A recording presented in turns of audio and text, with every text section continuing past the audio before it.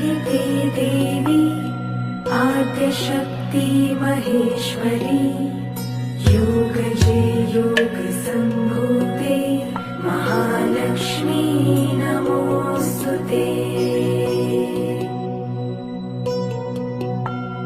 स्थूलसूक्ष्म महारौद्रे महाशक्ति महोदरे महापापहरे देवी महालक्ष्मी नमोऽस्तुते।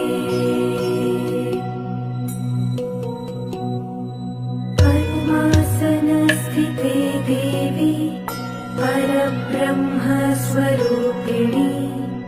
परमेशी जगन्मातर् महालक्ष्मी